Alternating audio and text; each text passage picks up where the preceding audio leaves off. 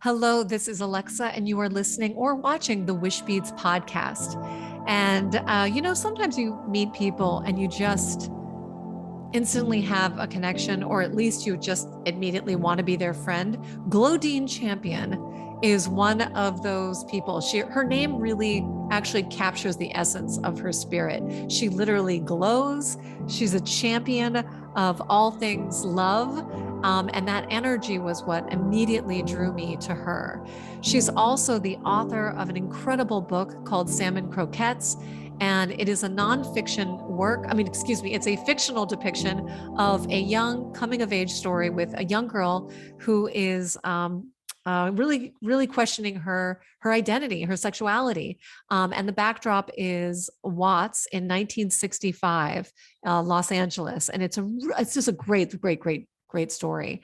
But more than that, I just admire people who can come from this place of curiosity and compassion, both for themselves and for others, while also having the courage to hold space for really difficult conversations. And again, Glodine just radiates that.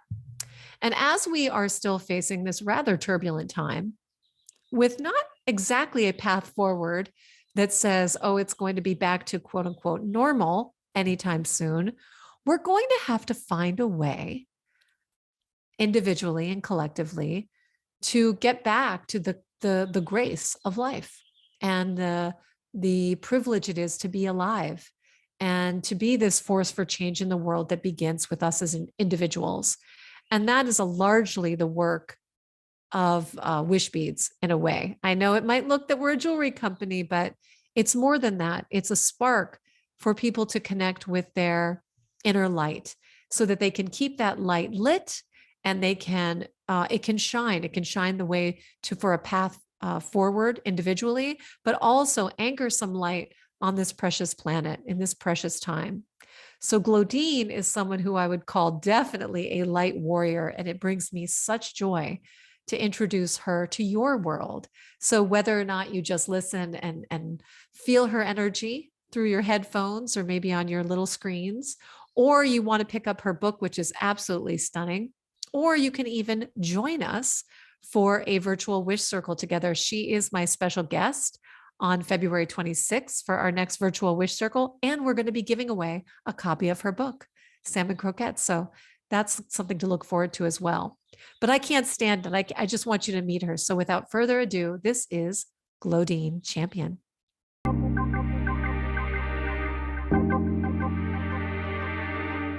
Glodine, welcome to the Wishbeads podcast. I am so tickled. I was going to say tickled pink, but I think I'm tickled red that you're here. Because honestly, I had one of those moments when I first met you where I was like, can we be friends? So, I was like, you're my people. I know, I felt the same way. I'm so happy to be here. Oh, good. So actually, maybe we'll jump off right there, how we met. Yes. How we met.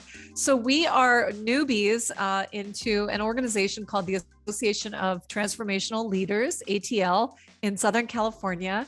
And we went for our first in-person retreat. And we had to do a little, I was going to call it orientation, orientation. And we were in a small group and you were there and you had that radiant smile. And I was like, hi.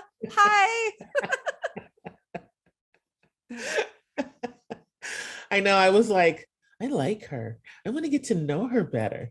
And then we had that awesome playlist that we did, remember? Right. At our dance party. Right. So fast forward, we then are maybe wrapping up the first morning session on the official day one of the retreat. And somehow we got on the topic of songs that we like. And everyone was kind of going off to lunch, but we were just standing there outside swapping songs. And then we had an idea. So what was our idea that we were going to do? Our great idea was to have a dance party in the meadow, because there was this big field out where we could dance, and we said we were going to meet in the meadow after all the events of the day. So that night at like, what was it, 10 o'clock or something? Uh-huh. We were going to meet in the meadow. And then we were like, do we tell other people or do we just do it ourselves? And then we were like, well, we should be inclusive. And then we told the other people and they were like, are you crazy? We're not doing that. Exactly. So I do think that, many people have heard me talk about this idea of Wish Camp. And I will tell you that is on the agenda for Wish Camp, Nice. Which is we made a playlist on Spotify. We each added our own favorite songs. Mm-hmm. The idea was, now we're going to talk about Spotify. Maybe we should talk about that too. But we made this playlist of songs and we put we were going to wear our earphones and we were going to hit play at the same time and do what sounded like a silent dance party, right. But a dance party under the stars in this big meadow. And we did it. And it was super fun. It was super fun. And we wound up adding more songs to the playlist so that we could keep dancing. Do you know we were out there for an hour and a half? Yeah, we were. And I'm talking full dancing, like aerobic. Yes. Dancing. And so the thing for me, Glodean, all right, we'll back up. So that's how we met. And then we've been pals ever since. Yeah. But the first spark that I saw in you, that I felt in you, was this love. And it's in your spirit, it's in your energy, it's in your smile. And can you talk a little bit about your work as it relates to this lens of love? Yeah. So I've been saying this a lot because I cannot say that I intentionally came down this path. I think I was led down this path. When George Floyd was murdered, I had no idea what was going on because I wasn't on social media. I wasn't listening to the news, reading the news. And my cousin sent me a text message and was like, they're rioting in my neighborhood. And I was like, why? And she was like, are you serious? I feel bad. I'm laughing, but I felt bad in the moment. She was like really upset that I didn't know what was going on. So I went and looked up George Floyd and found out about Ahmaud Arbery and Breonna Taylor and the Amy Cooper story with the Cooper, I can't remember his first name, but the guy in Central Park. And I was like, what is going on?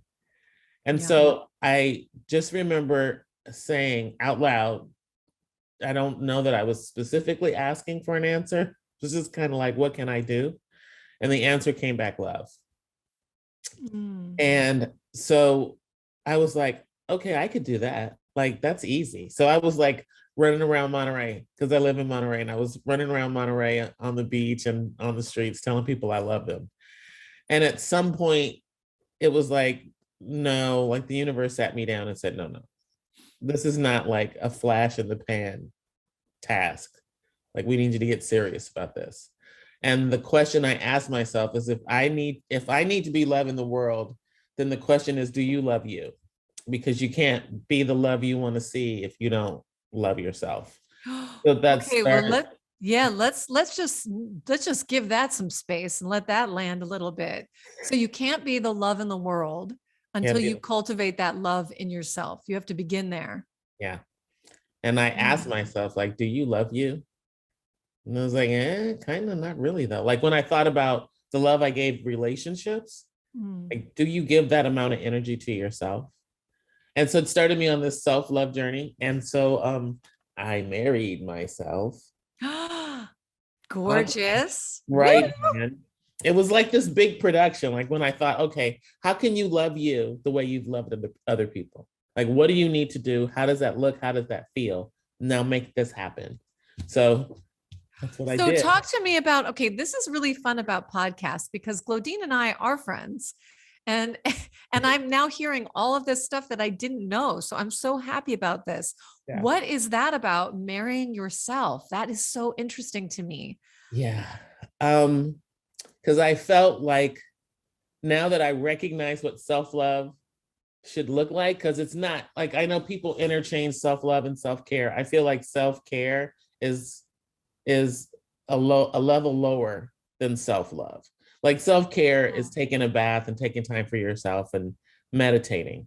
But self-love is looking at inside here and asking yourself those hard questions. Like, are you really taking care of yourself?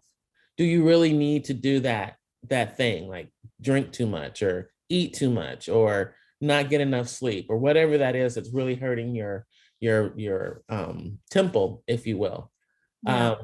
So I started reading a few books on self-love, and there was a distinction because it is about tapping into yourself and getting closer to your authentic self. And so there were some things I needed to let go of, and I did. And then I thought, well, how do you make this commitment?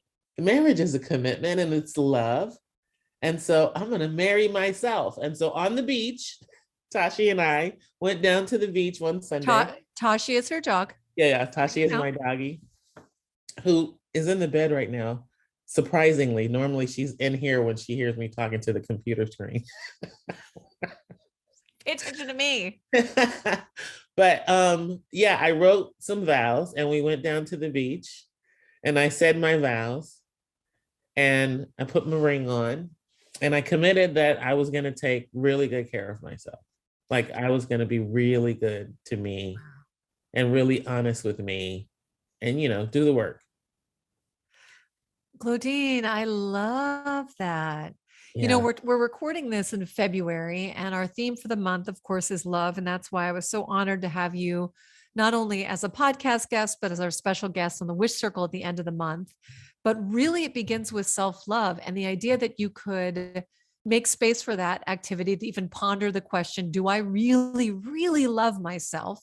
Yeah. And then the second brave and wild act of writing vows to yourself.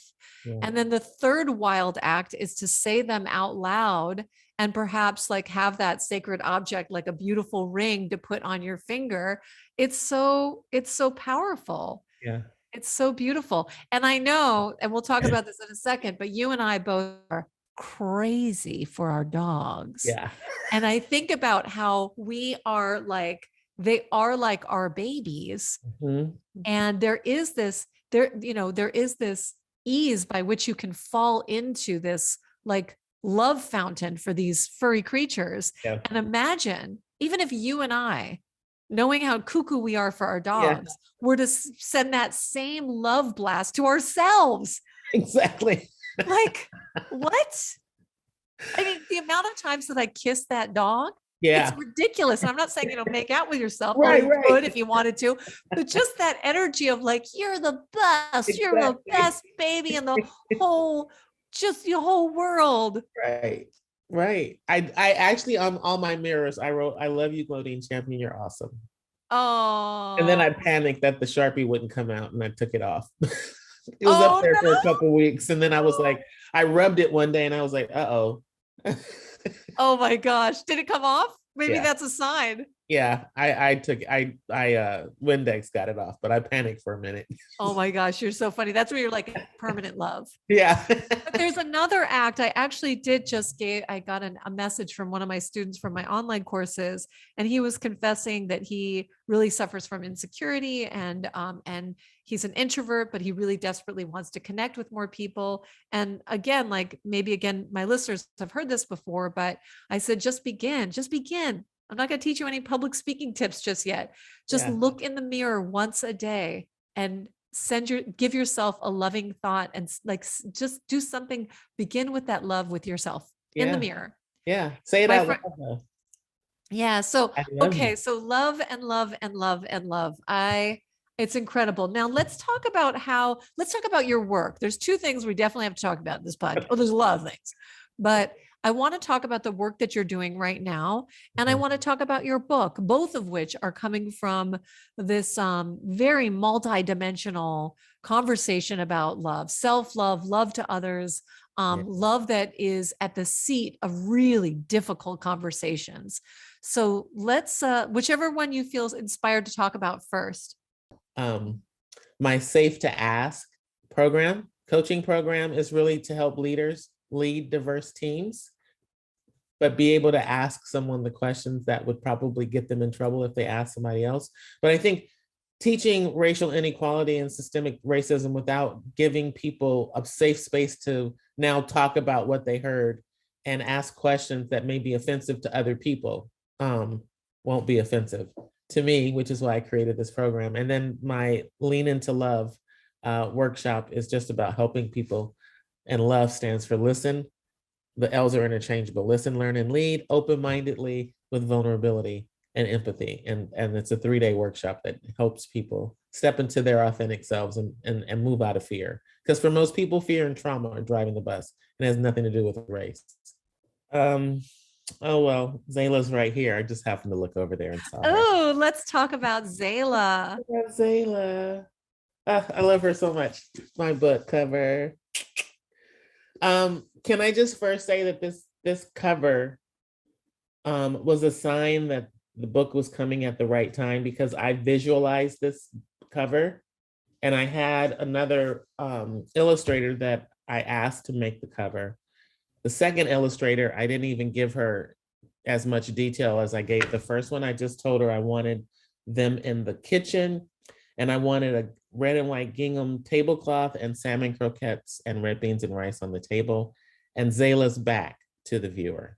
And she created what I saw in my head. Okay, everybody, I got to pause here, because sometimes we have these whispers of our soul, and I call them, well, I don't know what I officially call them, but in your visualization exercise, this is this moment that you're seeing something where everything feels just right.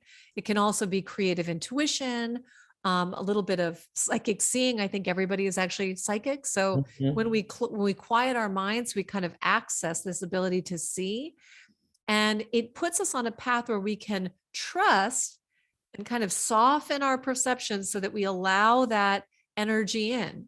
Yeah. And so I think it's such a beautiful thing that when you're doing your work that feels really in alignment, like it's just something you wanted to do. And I want to talk about this journey of writing this book for you, because a lot of times people just think, well, I sat down at the computer and the whole thing was downloaded to me. Oh, no, no, no, no, no, no.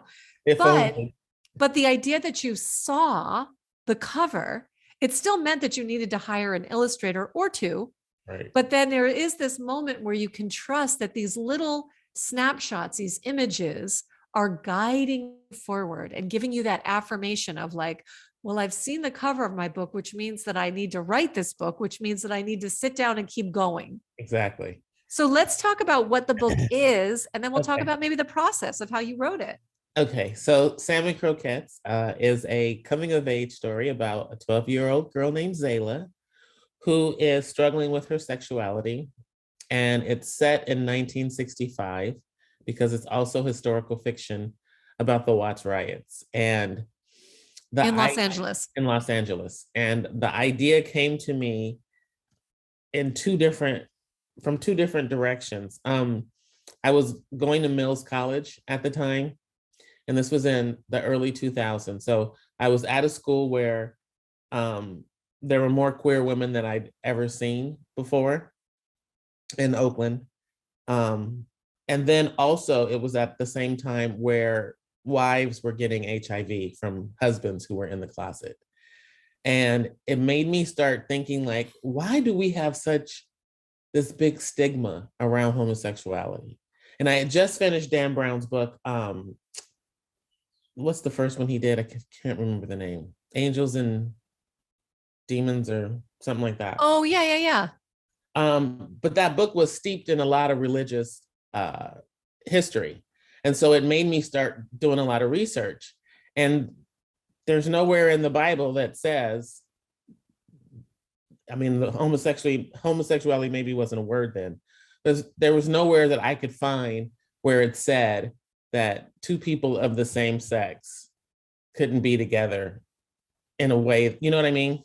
Anyway, so I thought, maybe if people met a young girl who doesn't live in a stereotypical background, so that you can't make the excuse that she's feeling this way because she's got she's being raised by a single mother, or because she's poor, or because, she's struggling with all this gang violence. I wanted her to be in a stable home.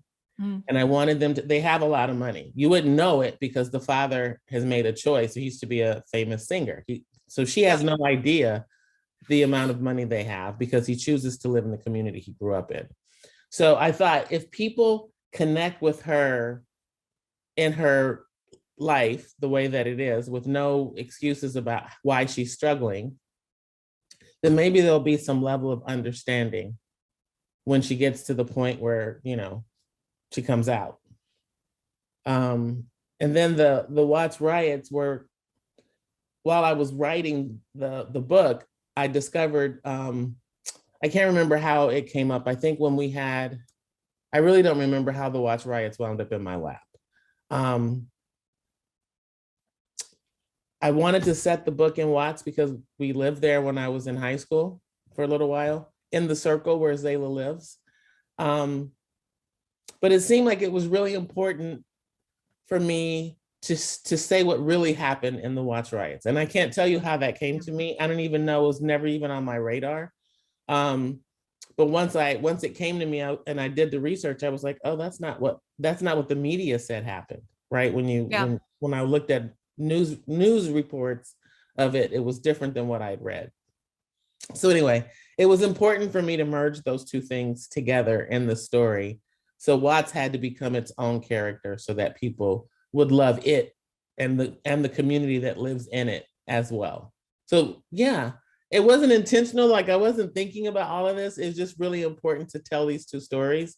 But it did boil down to love on both sides of the equation, right? Because, the mother and the father have different relationships with Zayla, but it's not like they don't love her. And then the community has a different relationship with Zayla, and she has one with the community as well. Yeah. But it is all founded in love.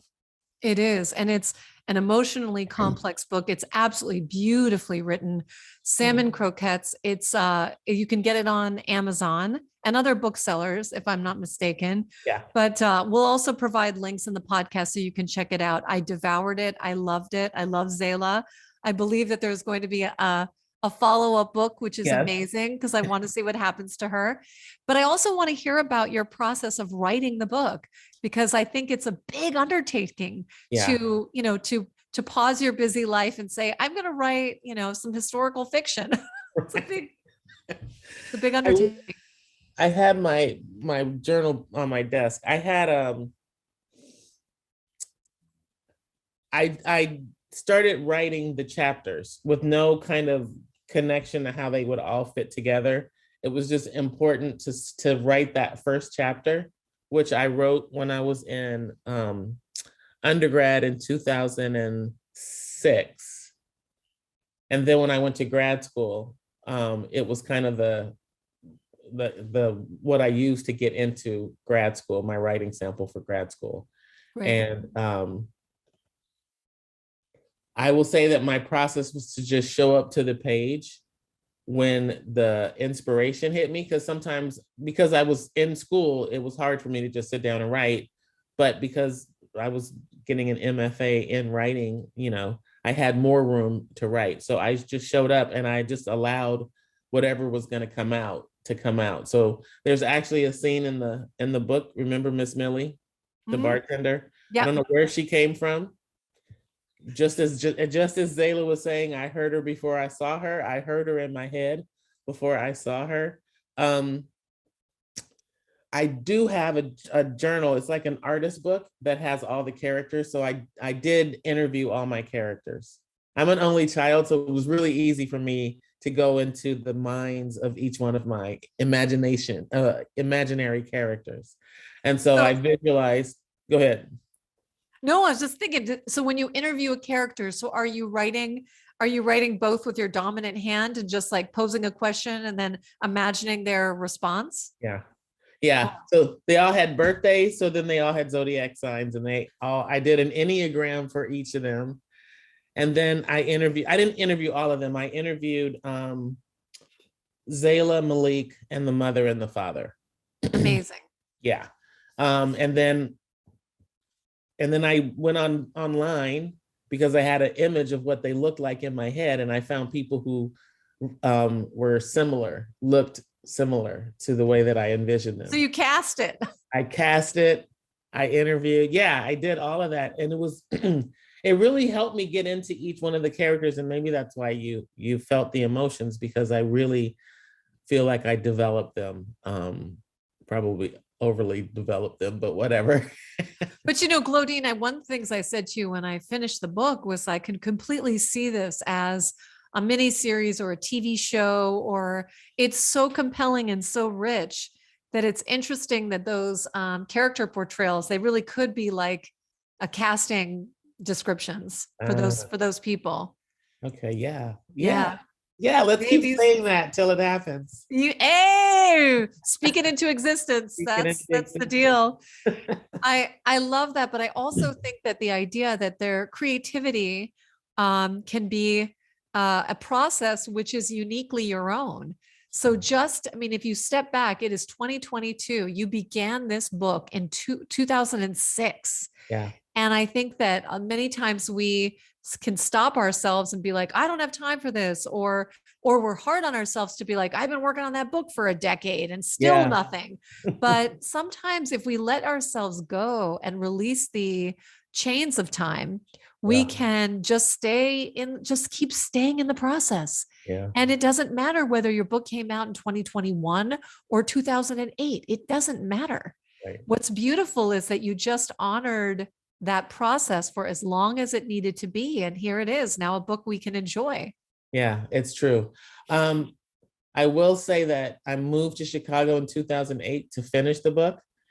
And I was on page 400 with like 200 and something thousand words. And I have a agent that wanted to represent my nonfiction writing. And we were on the phone talking about something else. And she asked me how far I was. And I told her all the words. And she was like, oh no, you've got way too many words. First novel should only have 100,000 words or less. And I was like, what? So I had to go back and basically start over again because I didn't know how to dismantle what I'd written. I hadn't even gotten to the end. I was like maybe halfway through the book. Yeah. Wow. What a process. Yeah. And sometimes just sitting down and doing it and then being selfless enough to undo it and redo it. Yeah. What do you think the biggest gift has been in just that journey? Besides the actual, the effect that story's out in the world, what was some personal wins for you in the journey of staying in the process? I am going to say that Zayla, okay, this is not going to sound crazy to you. And so if you're whoever your listeners are, they know you. So anyway, I have to say, I'm setting this up because it does sound crazy, but Zayla wouldn't let me stop writing. There would be times where I would be stuck in a chapter and I would just walk, because that's the only way you can get back to it is to walk away from it. And I would walk away from it. But if I stayed away too long, it was like she was nudging me to just get back to the page. Yeah. She wasn't even telling me what's getting ready to happen. She would just keep nudging me to get back to the page. And the minute that those moments would happen, I would listen, because it was like an incessant 6-year-old in my head telling me to get back to the page. You're not done. So interesting. And even the idea of resistance can be a teacher.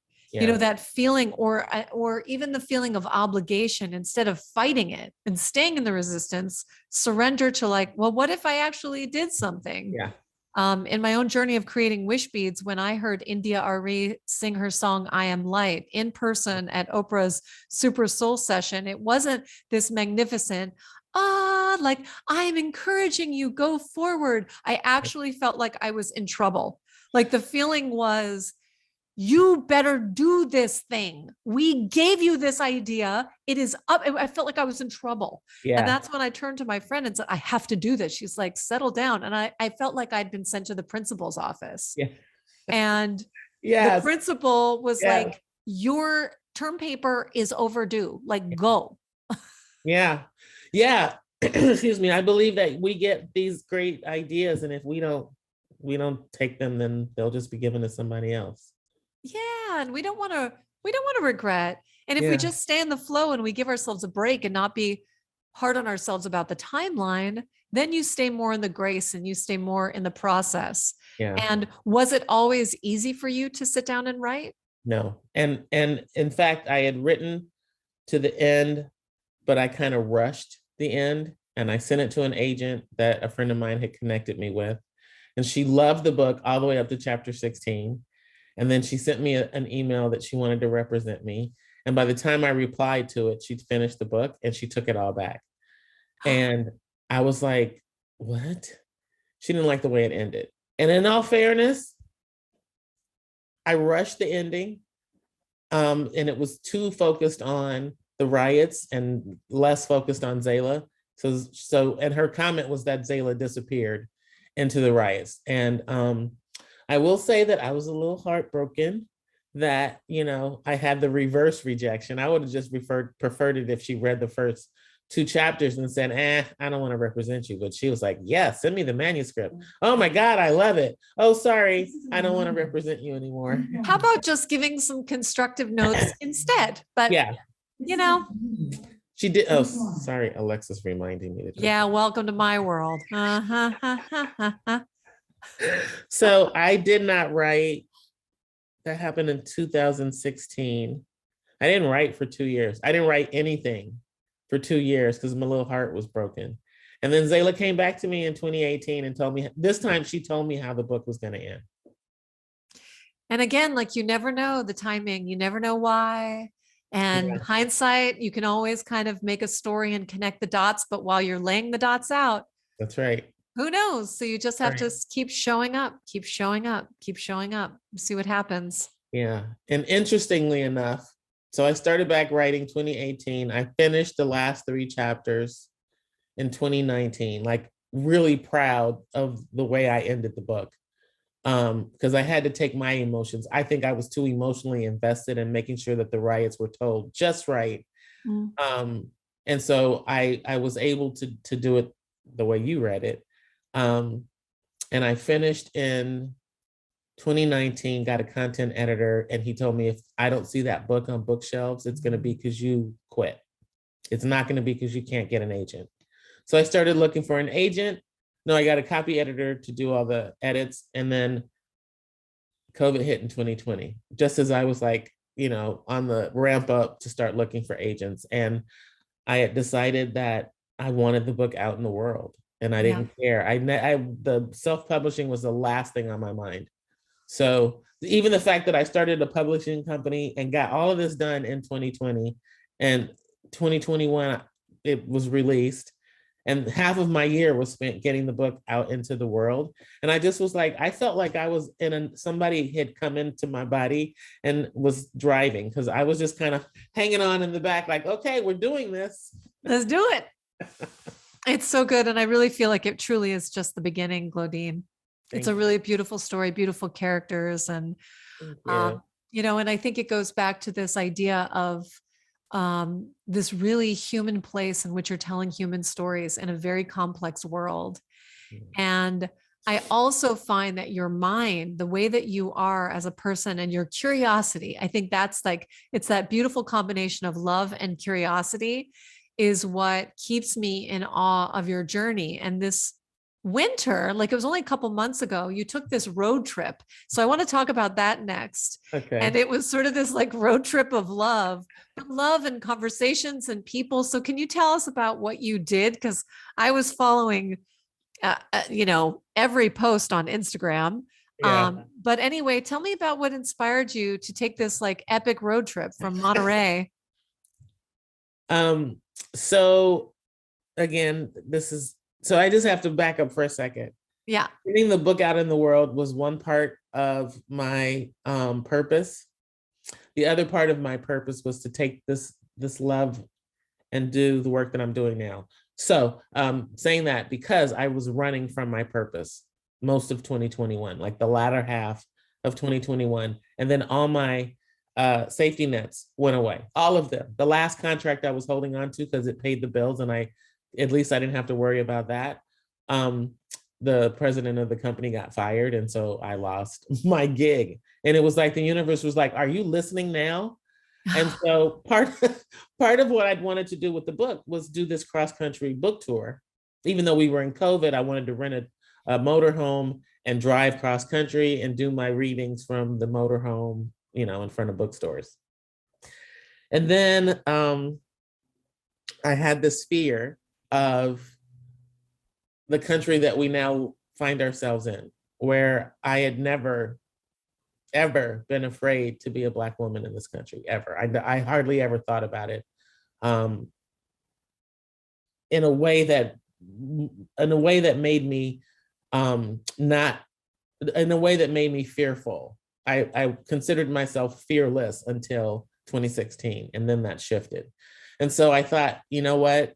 I think that part of why you're running from your purpose is because you're fearful of that as well, because it's a big thing, like going out and talking to people about love and trying to help companies recognize why love is important, not just about, you know, money and revenue, but about making sure that the people in your company, because those people live out in the world and they should be bringing the love into the building instead of the other way around. But anyway, I digress. So this cross-country road trip was kind of bubbling underneath all of these things that I was having to move through.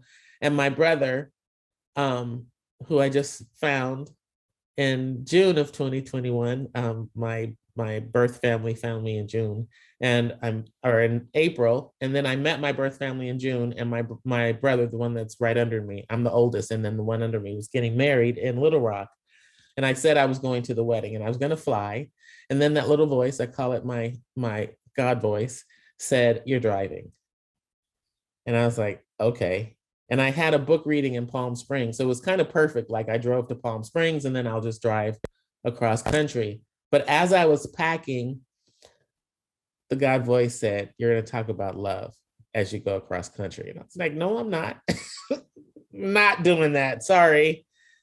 But it kept coming up in different ways. Like somebody would say something that was similar to talking about love and talking to people across the country. And so I was like, all right, I made this handwritten sign, and I placed an order for business cards so people wouldn't think I was crazy. I would give them my card.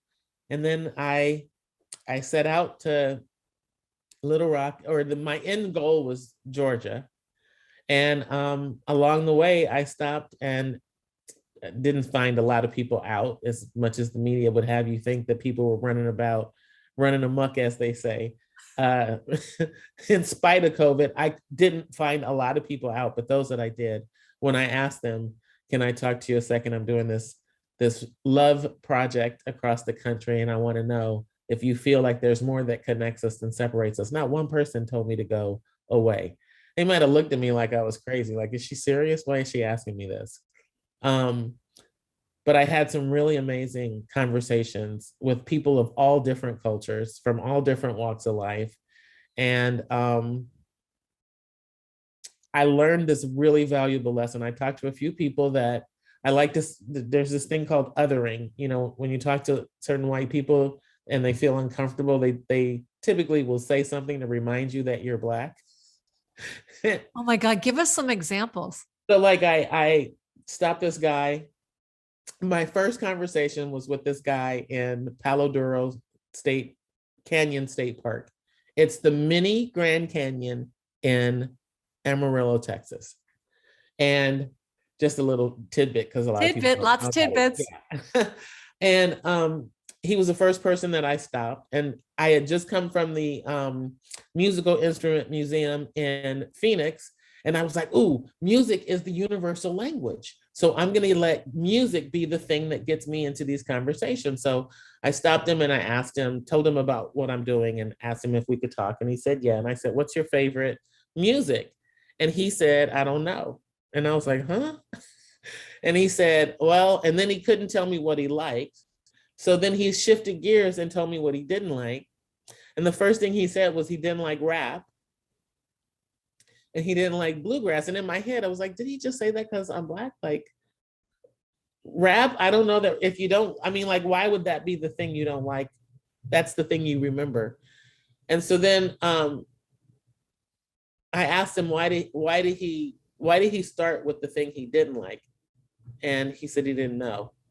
So I pushed him to get to what he did like and who he likes. If you can't think of a genre of music, what artist do you like? And then he couldn't figure that out. And I said Prince. And then we started talking, why do you like Prince? And I was like, because he was a musical genius And he's the reason that I explored new instruments when I was in high school.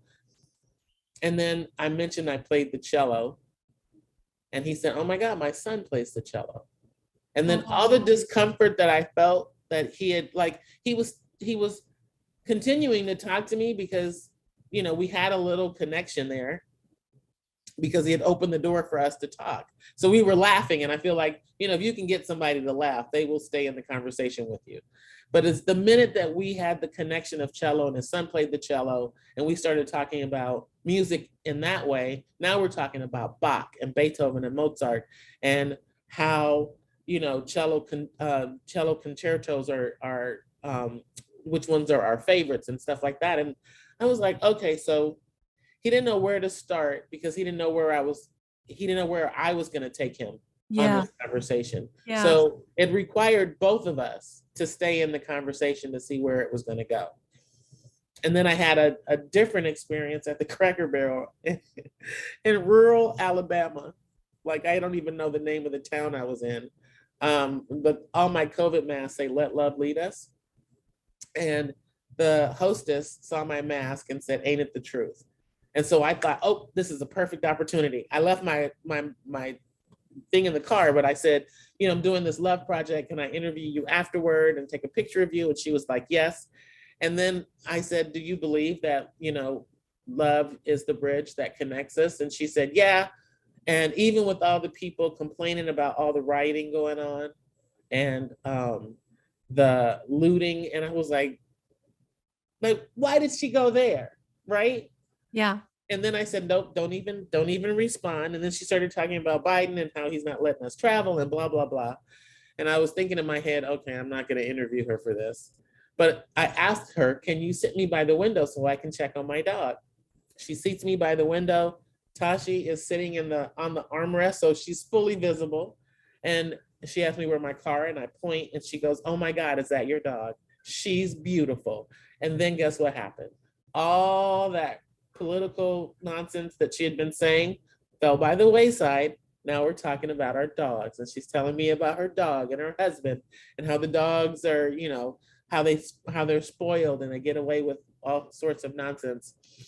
And I thought, you know what, this is the biggest thing that I need to help people understand, which is going to get me to the work part, is that if we could just stay in the conversation, we don't have to agree. I agree with the woman that said that. We don't have to agree with each other to love each other, right? Yeah. We don't have to force each other into our way of thinking. Our biggest need is to just be heard. And everyone that I talked to who may have said something that flicked my ear or made me go, why are they saying that? Is it because I'm Black? Didn't have anything to do with me. I just had to distance myself and allow them to say their piece, whatever it was, as long as it wasn't going to be something that was going to be hurtful to me. I stayed in the conversation. So I want to write a little, like, I don't know, ebook or something about that experience that I want to call Stay in the Conversation. Yeah.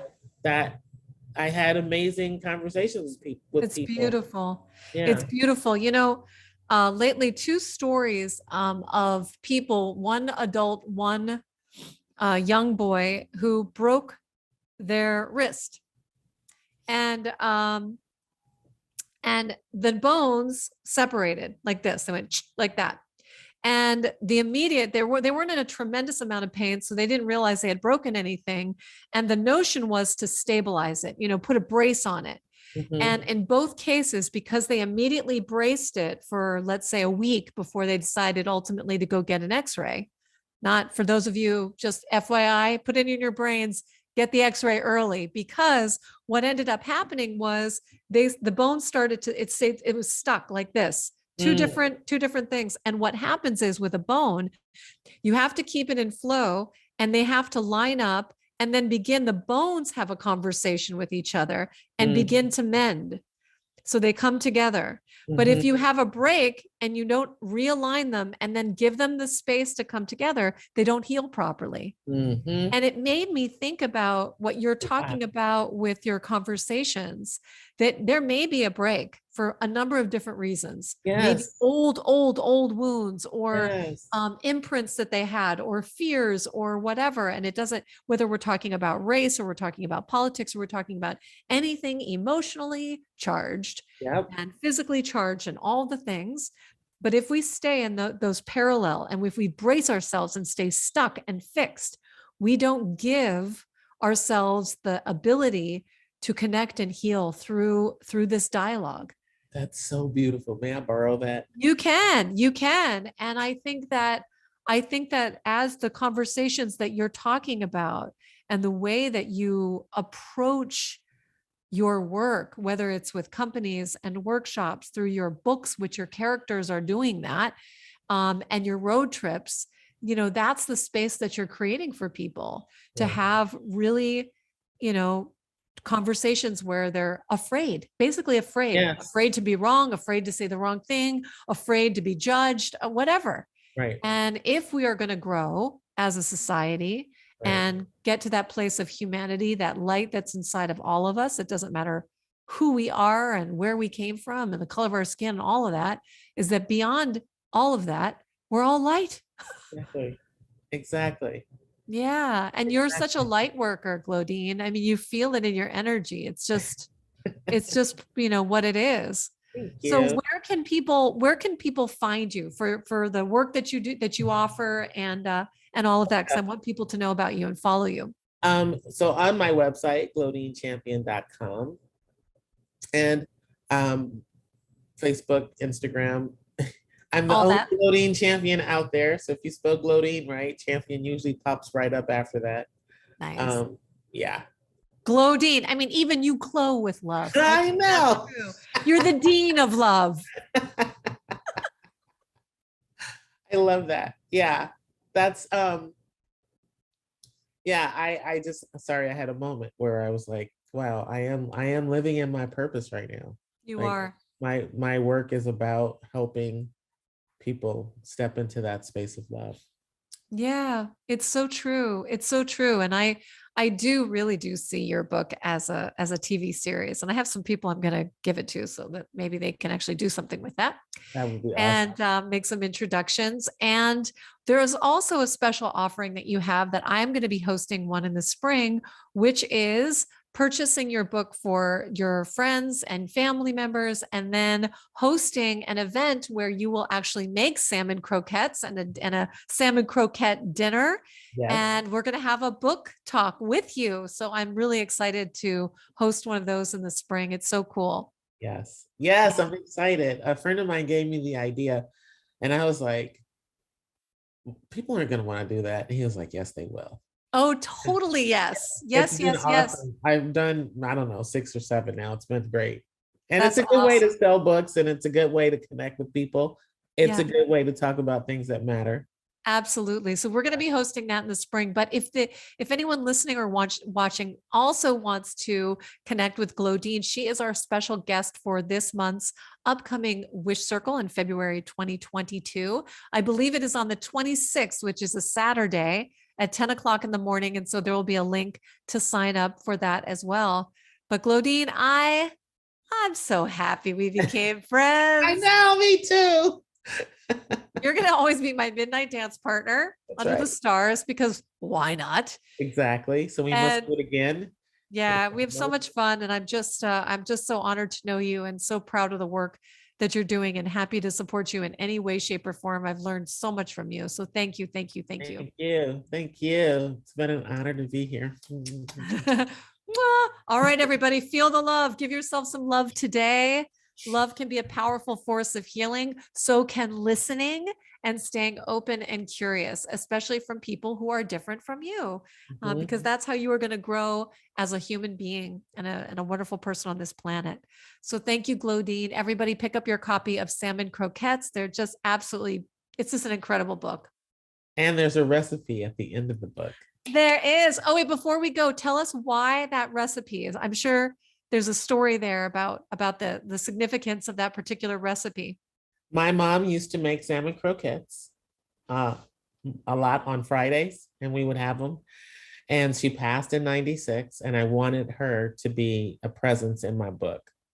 So it's called Salmon Croquettes because of her, because I loved her salmon croquettes. And it was the thing that it's the thing that brings the daughter kind of together with the mom. And the recipe is in the book because it's her recipe, even though she tried to teach me to cook and I never paid attention. I somehow figured out how to make my croquettes taste like my mom's croquettes. And that's the recipe that I cobbled together. And then added some extras to make it my own. Beautiful. Yeah. Such is life. Yeah. Such is life. Well, thank you, Glodean. You are the best, and I just adore you. Thank you. I love you too. Thank you for listening. Thank you for watching. Thank you for being here. Glodean has so many offerings, and I hope you will learn about her work. You will follow her, certainly pick up a copy of her book, Salmon Croquettes. And if you are looking to bring loving, powerful conversations into your life or certainly into your work environment, do check out her offerings on her website at glodeanchampion.com or click on the links that are provided in the show notes for this episode. I hope you have a beautiful day. I hope you cultivate love for yourself first and foremost, and then share that love with everyone you meet. Because at the end of the day, we are all light and we are all love. And when we can be that example in the world, we inspire others to do the same. May you go after your wishes, people. You deserve them. And thank you for watching and listening. If you like what you hear, please go ahead and subscribe, share with a friend, do all the things that show all that internet love. I truly, truly appreciate it. And I'll see you next time.